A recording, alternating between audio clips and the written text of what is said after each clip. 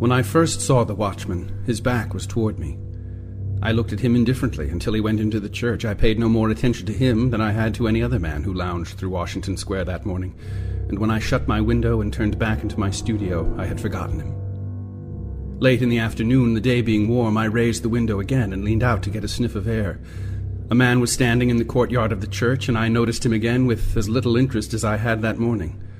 I looked across the square to where the fountain was playing, and then, with my mind filled with vague impressions of trees, asphalt drives, and the moving groups of nursemaids and holidaymakers, I started to walk back to my easel.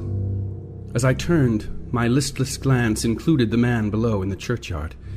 His face was toward me now, and with a perfectly involuntary movement I bent to see it. At the same moment he raised his head and looked at me. Instantly I thought of a coffin worm.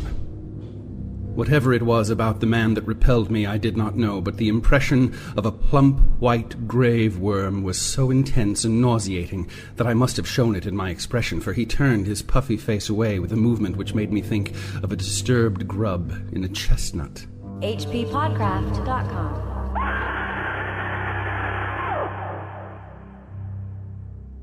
That is from the first chapter of Robert W. Chambers' The Yellow Sign, which is from his collection, The King in Yellow. That's right, and this is the H.P. Lovecraft Literary Podcast. I'm Chad Pfeiffer. And I'm Chris Lackey, and you're listening at hppodcraft.com on our premium feed. That's right, it's premium. Delicious.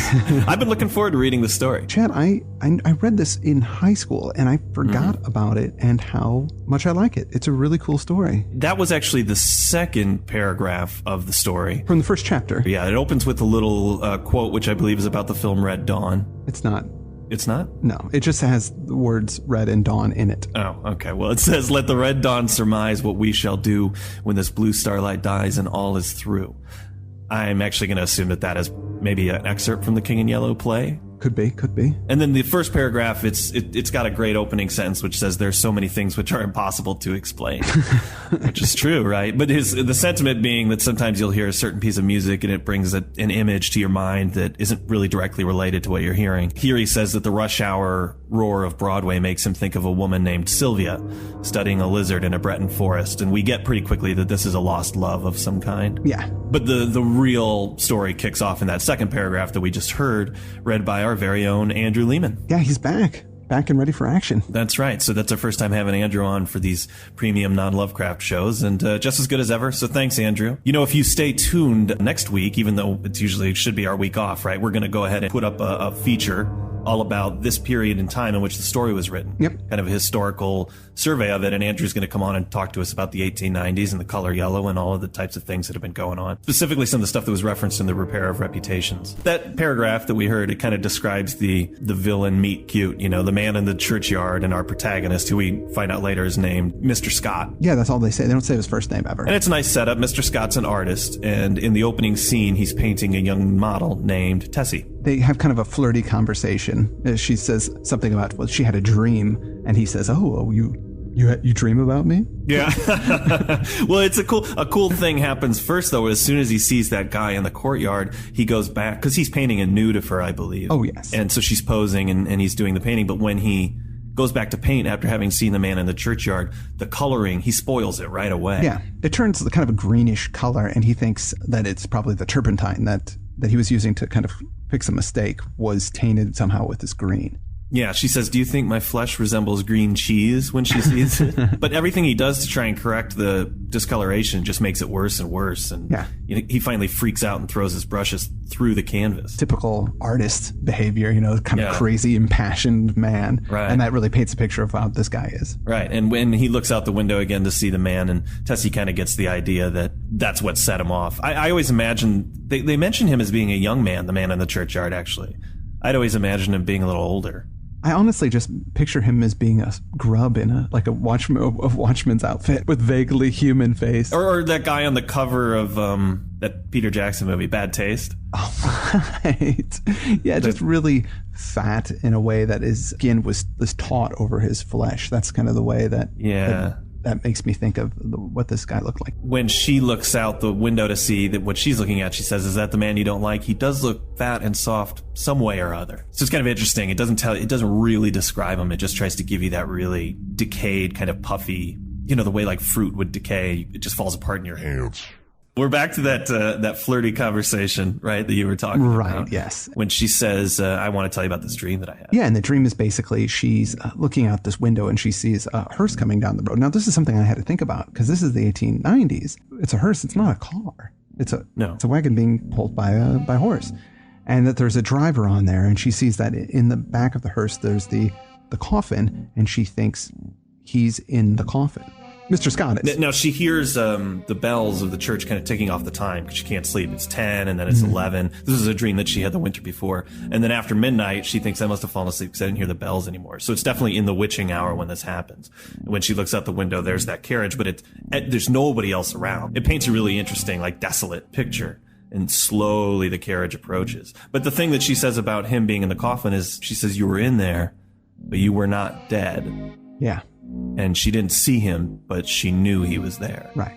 Very dreamlike description. Very, yeah. Yeah, where things they don't quite make sense, but you just intuitively know things that are going on in the dream. Mm-hmm. Well, she finally gets a look at this guy in the courtyard, and it kind of freaks her out because this watchman, the corpulent watchman, is the driver of the wagon. She kind of lets out a little squeal when she looks down again because he must be looking up at them. And she says, "That's him, definitely. His face was white and soft, and it looked as if it had been dead a long time."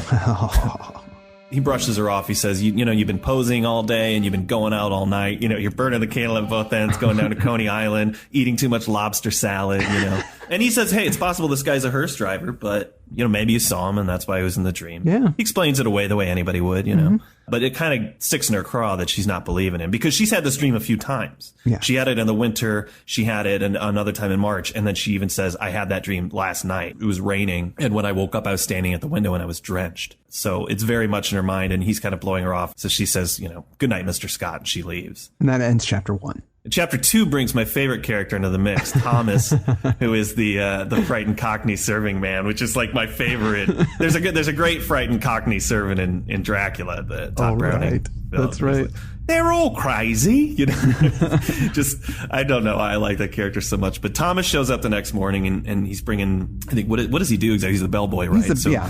He brings up the paper for Mr. Scott and tells him, "Hey, the church next door has been sold," which was an interesting detail because it doesn't really pay off necessarily in the story, but something's going on with that church next door. And Scott's kind of happy about it because the minister over there has an annoying way of delivering sermons, and the organist is kind of bad. So he's hoping they do something better with it. Thomas thinks that maybe they're going to turn it into apartments or something like that. Studios, he says. Yeah, studios specifically. He says maybe that night watchman will finally be out of there too. And he's like, "Oh, what do you know about that night watchman?" Thomas has seen this watchman before, and in fact, he had some kind of altercation with him once, which in his conversation with Mr. Scott, he relates a little bit of detail. He says, "One night, coming home with Harry, the other English boy, I sees him a-sitting there on them steps.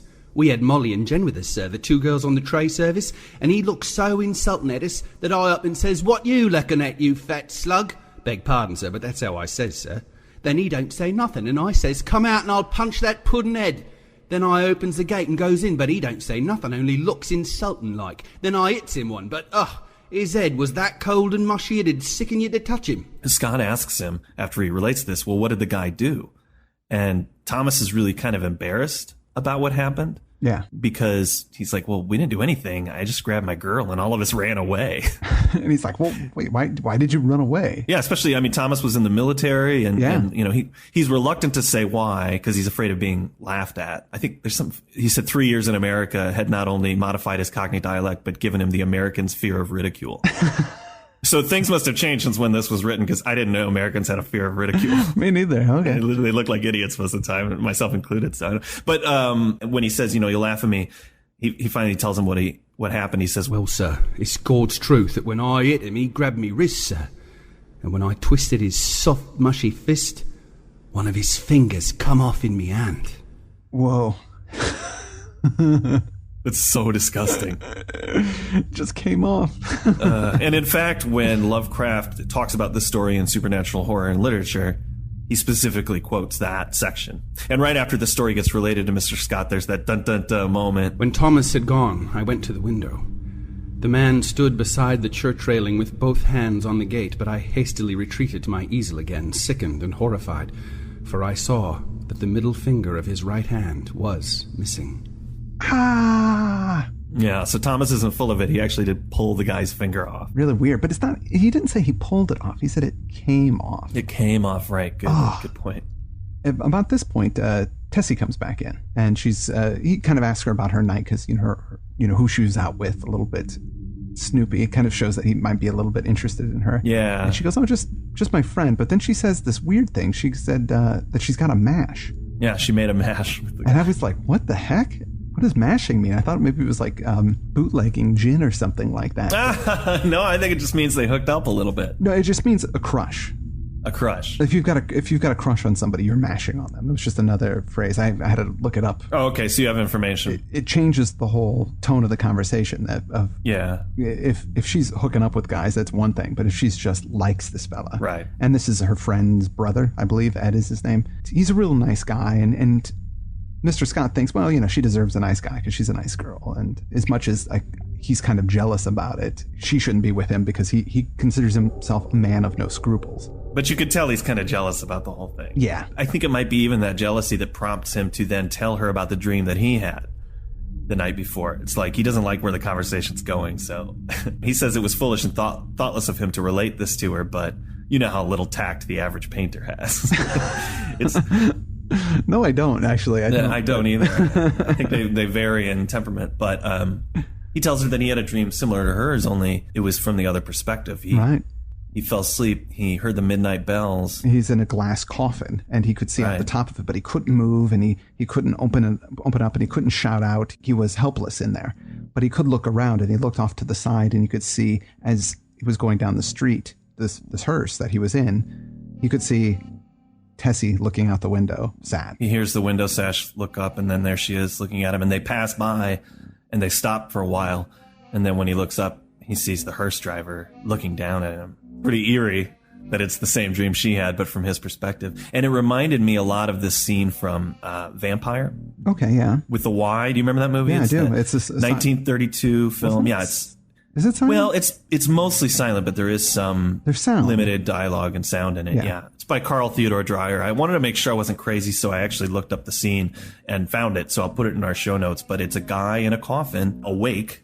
Although to everybody else, it appears that he's dead and he's in a carriage and he's being drawn along and he can kind of see the scenery going by as he's in this funeral procession. And at one point, the coachman, who looks kind of like Mark Twain or something like that, comes over and looks down at him. And it really is the same scene out of the story. So I'll put the clip up. Folks should check it out. That movie is really cool movie. It's got a lot of interesting stuff. And doesn't the main guy kind of look like Lovecraft? That was what I was going to say. It looks like H.P. Lovecraft in a coffin being drawn along. I mean, it really does. He looks a lot like H.P. Lovecraft, yeah. When he relates this dream to Tessie, it upsets her, right? Yeah, she gets really upset. And he realizes, oh, man, stupid artist me, being insensitive. And he tries to go, well, hey, don't be upset. I just want to show you how much of an influence you have on me. Like, you told me this dream, and the next night I dreamt about the same thing. Yeah. So, don't be upset or anything like that or afraid. And she goes, well, I'm not afraid for myself. And he goes, gets very kind of smoldery here at this point. Mm-hmm. Then what's the matter? Are you afraid? Yes, not for myself. For me, then? I demanded gaily. For you, she murmured in a voice almost inaudible. I care for you. Yeah. And it gets a little hot here. And then he has this moment. This is really interesting because you don't get this stuff with Lovecraft at all. No, you do not. It's so cool because I'm so used to reading Lovecraft stuff. But you get in his head for the next couple paragraphs. He kind of going, okay, this is what I should have done. I should have laughed it off, or I should have said that, maybe that's very kind of you. You're a very sweet girl. Don't worry about it. But what he does is he plants one on her. Yeah, kisses her on the mouth. Yeah. Good job, I say. It's pretty nice. And it's funny, when Lovecraft wrote about this story in supernatural horror and literature, it was actually a late addition to, I think, maybe his first draft of it that he did in the 20s, but there was already a carbon of it. And so he put these paragraphs where he talks about this in a couple of extra cards. He has a note there that says, these are some last minute additions. This book that I just read, I added a couple of paragraphs about Robert Chambers. He wrote some really good weird fiction. He says, can you believe it? Because what just happened there in that moment, I think, is a lot closer to what Chambers is better known for, which is these kind of romance stories. But I like it. I think it's cool. I do too. I thought it was great. And what's going on in his head? I mean, I really recommend reading this story, so I don't want to go into it line by line, but it's just him trying to be a good guy because he knows he's an artist. He's not the kind of guy that commits to a woman or any one woman at any particular time. And he's just in his head and he's got all these problems, and she's a really nice, sweet girl and she deserves a nice boy. But he's still drawn to her. He's still into her. And also there's some sense of history. There was this woman that he was in love with at one point who we don't ever find out what happened. And he's waited for her to come back to him, but she has not. He's a broken man. He's the kind of man a woman would love, right? He's got that sense of pain and loss about him. Yeah, it makes it so attractive to the young lady. Well, that night he goes out and has a normal night with a friend of his, Miss Carmichael. They go, do up New York, and he's pondering what he should do with Tessie. Yeah. Since he's unsuited to marriage. And on his way home, he again passes the churchyard and sees the man standing on the steps. In spite of myself, a chill crept over me at the sight of the white, puffy face, and I hastened to pass. Then he said something which might have been addressed to me or might merely have been a mutter to himself, but a sudden furious anger flamed up within me that such a creature should address me. For an instant I felt like wheeling about and smashing my stick over his head, but I walked on, and entering the Hamilton went to my apartment. For some time I tossed about the bed, trying to get the sound of his voice out of my ears, but could not. It filled my head, that muttering sound, like thick, oily smoke from a fat-rendering vat, or an odor of noisome decay. And as I lay and tossed about, the voice in my ears seemed more distinct, and I began to understand the words he had muttered. They came to me slowly, as if I had forgotten them, and at last I could make some sense out of the sounds. It was this. Have you found the yellow sign? Have you found the yellow sign? Have you found the yellow sign? So creepy. It's very creepy, and of course he doesn't know what he's talking about. No. And it takes him some time to figure out even what he said. Yeah. And that makes it really cool to me, because if he understood him at that moment, he could have said something like, what did you say? Or why are you saying that? Yeah. He's helpless now to know what that is, unless he wants to go down and go talk to that watchman. But that's a huge test. This is another interesting thing, how this creepy guy inspires violence in people. Yeah. You're right. That's true. Thomas did punch him just because he looked at him funny. And when he muttered something under his breath, he couldn't even know if it was at him. It still made him so furious. Yeah, he got really angry. It's a very different thing from Lovecraft, because usually people faint or they get creeped out or something, but a violent reaction to it, and somehow that makes it more creepy to me. Yeah, like there's sort of a primal reaction to it. Yeah, this guy shouldn't even exist. Yeah, it's like something just offensive about destroy it. Punish it. Just really great. Like as weird fiction goes, and I think this story really captures that weird feeling that Lovecraft talks about in supernatural horror literature. That night, Mr. Scott has the same dream again, and the next day Tessie comes over. But she's a little more shy now about posing nude, since they're making a mash. So he gives her this costume to wear, and it says, it's cool, wear this and I'll paint you that way. He also gives her a little cross as a present. They're both Catholic.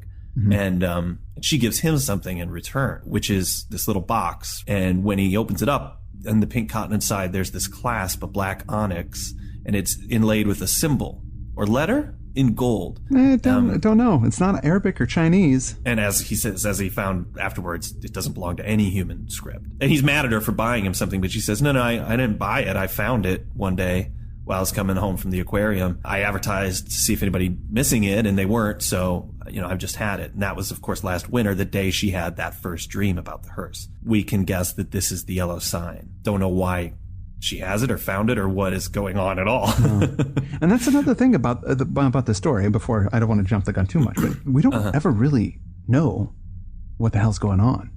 Yeah. It's still a mystery, and I think that's what's great about it, and that's why it's extra creepy, is because it's not really explained. But again, I'm jumping. Let's keep going. We're in chapter 3. It goes into the 3rd chapter, and there's a disastrous thing happens for Mr. Scott. He sprains both of his wrists. It's some kind of moving canvas accident, so he can't paint. There's a great sentence there. It says he sits down to smoke and twiddle his thumbs with rage. I really want to see what that looks like. Twiddle these things. But he's so bored, he's looking through his own library for something to read, maybe. But he knows all the volumes, he's read everything, and he knows them by color. But suddenly there's one high up that he doesn't recognize. It's yellow. It looks like it was maybe bound in snakeskin. He calls Tessie in, and she grabs it down for him, and he's like, well, what is it? She says, it's the King in Yellow. I know this is interesting here, because he knows about it. Yeah, and not only does he know about it, he knows the reputation of it, and he said, I would never have bought it. I would never have picked it up. I don't know how it got there. And he knows about the awful tragedy that young Castaigne suffered because he had... And it's part of the reason that he never read it. So it's a reference to the repair of reputations. Yeah. And now that, to me, I was assuming that this story is set in the present day, i.e., 1890s. 1890s. There's no reference to any of the futuristic stuff that Castaigne was talking about in the repair of reputation. So to me, this kind of substantiates that was all crazy stuff. And I believe in some of the other stories, they talk about historical things happening at periods that make it so that it was the 1890s and not the 1920s. But it's so cool that he references the repair of reputation, that they're connected. It's more than just the play that connects these stories. He actually knew who this guy was. Yeah. Well, Tessie, unfortunately, doesn't really understand the significance of this book. She doesn't have a healthy fear of it, and she steals away with it somewhere, and he chases after her, but she kind of slips away from him. Tessie, I cried, entering the library. Listen, I'm serious. Put that book away. I do not wish you to open it. The library was empty. I went into both drawing rooms, then into the bedrooms, laundry, kitchen, and finally returned to the library and began a systematic search.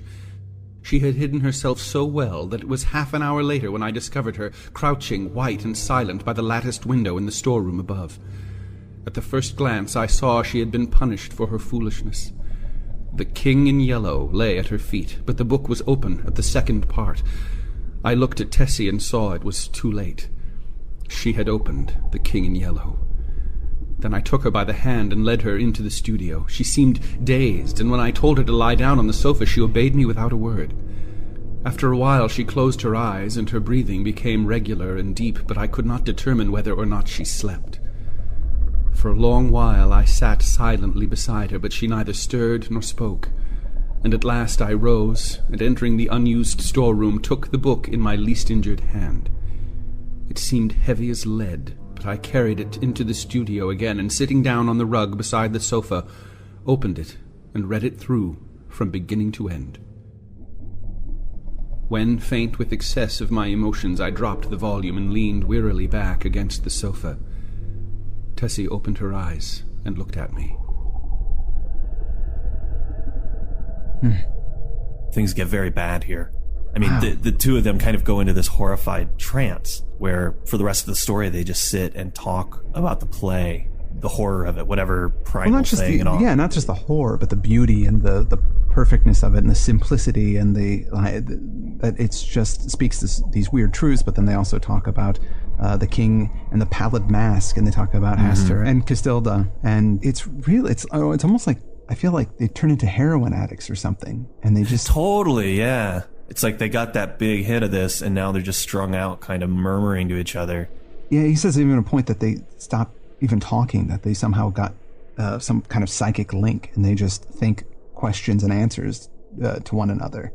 And it's just so horrible and sad, and such an accident. Like, she didn't know what she was doing, and then he voluntarily went in after her. Yeah, so he could know what she had just gone through. The shadows start growing. It gets darker, and in the far distant streets, they start to hear this sound, which is the crunching of wheels nearer and nearer. It's that hearse. Yeah. It's that carriage. He actually even drags himself to the window and sees it coming, black-plumed hearse. And then he hears the gate below open and shut, and he bolts up the room, but he says he knows no bolts, no locks could keep that creature out who is coming for the yellow sign. So that the coachman he wants that clasp that he has. Yeah. He hears him moving along the hall, and the bolts are rotting at his touch, which I thought was a great detail. Nothing can keep him out when he touches these bolts. They just desiccate immediately. He doesn't see him. No. The first time he knows he's in the room is when he feels his soft grasp, and he struggles with him. He tries to get away from him, but he can't. And then he grabs the onyx clasp from him, and he takes it. And then he hears Tessie cry, and she falls to the ground. Yeah, he says her spirit fled. Yeah. She died. She just died from this. And I think the coachman hit him, knocked him down first, struck him full in the face. Yes. He says, I longed to follow her, for I knew that the king in yellow had opened his tattered mantle, and there was only God to cry to now. It's pretty trippy scene there. Yeah, it's very surreal. And then it's kind of that Lovecraftian type where he's like, as I lie here writing. So all of this has been kind of a retelling of what happened. He can see the doctor. So we're in the future a little bit here, where some doctors come and he's gathering up all of his things. And he says, they will be very curious to know the tragedy. They of the outside world who write books and print millions of newspapers. But I shall write no more, and the Father Confessor will seal my last words with the seal of sanctity when his holy office is done. They of the outside world may send their creatures into wrecked homes and death-smitten firesides, and their newspapers will batten on blood and tears. But with me their spies must halt before the confessional. They know that Tessie is dead and that I am dying. They know how the people in the house, aroused by an infernal scream, rushed into my room and found one living and two dead. But they do not know what I shall tell them now. They do not know that the doctor said, as he pointed to a horrible decomposed heap on the floor, the livid corpse of the watchman from the church. I have no theory, no explanation. That man must have been dead for months. I think I am dying. I wish the priest would... And that's it. That's it. That's the end of the story, right mid-sentence. I wish the priest would give me a hug.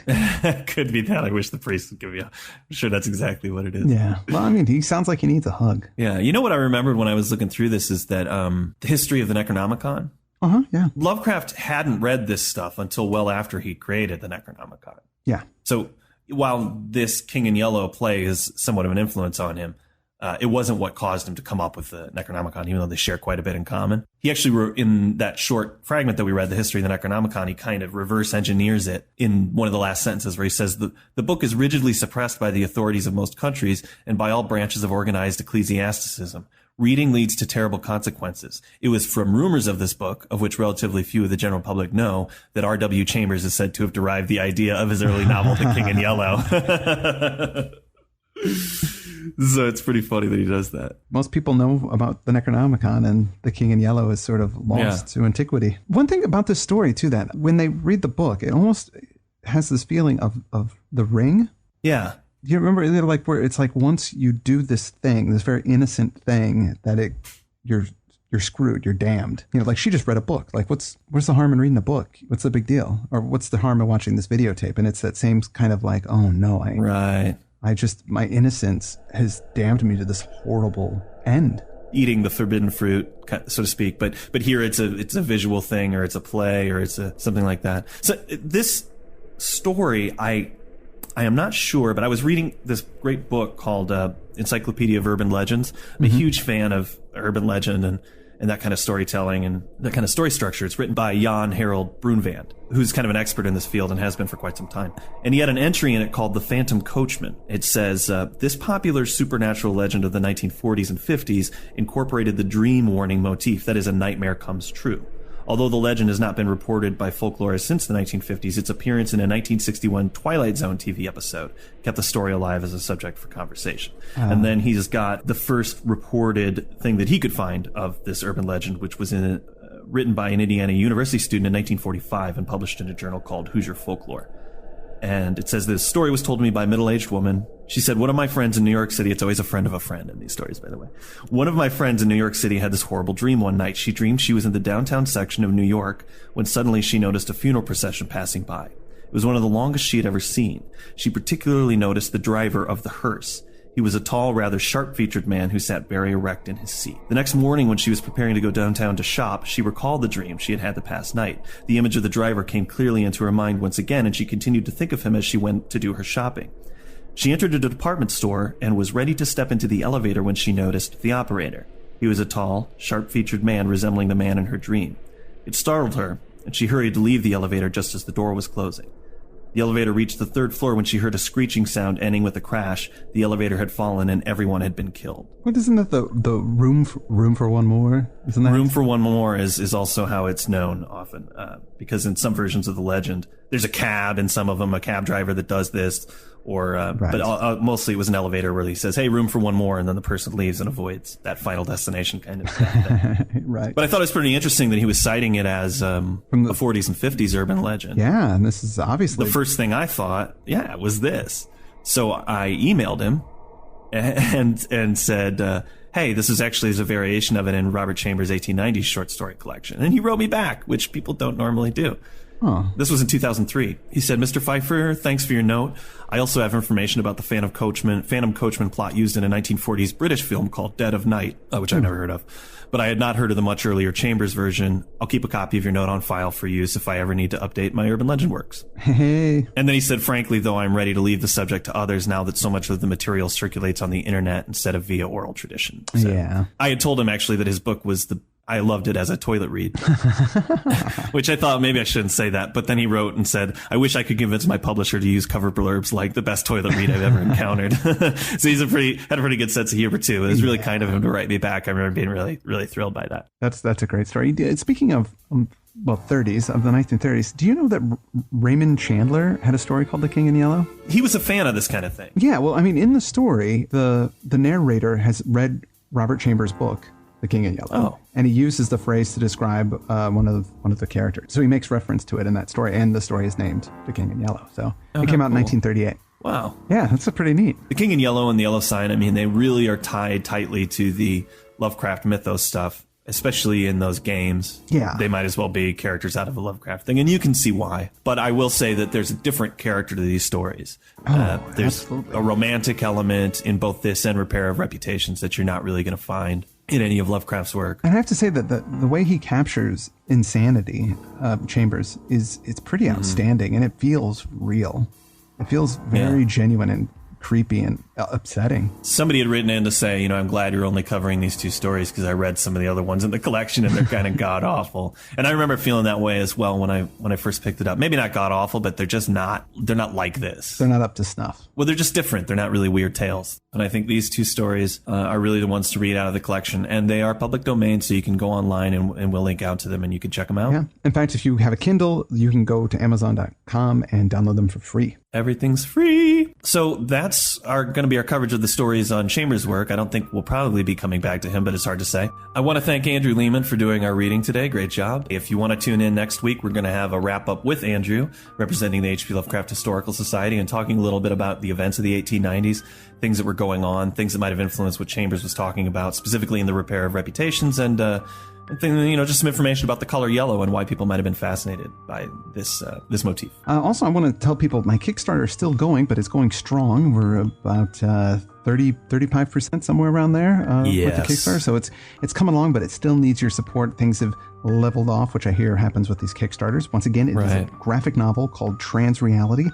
It's about the future and transhumanism and post-singularity stuff, which we didn't really explain last time. No. It's about digitizing one's consciousness and being able to duplicate yourself and put yourself in different bodies and saving your memories, and what kind of culture would you have if everybody could do this type of thing. So if that stuff sounds interesting to you, check out the Kickstarter. At least watch the video where I hang out with myself. So yeah, it's good stuff. Please, everybody, go and help fund this graphic novel because I want to read it. And I guess that's all we've got. We'll be back with the history discussion. After that, we're going to have the free show on hppodcraft.com where we're talking about supernatural horror and literature a little more. Yep. And then after that, we're going to dive into the yellow wallpaper. So lots of great stuff coming up. If you know folks who are interested in this stuff and they haven't subscribed yet, we are still working out some of the kinks, but they're working out pretty quickly now. So no fear. Come subscribe and be part of the discussion. And that's all we've got for this week. I'm Chad Pfeiffer. I'm Chris Lackey, and you've been listening to the H.P. Lovecraft Literary Podcast at hppodcraft.com. hppodcraft.com.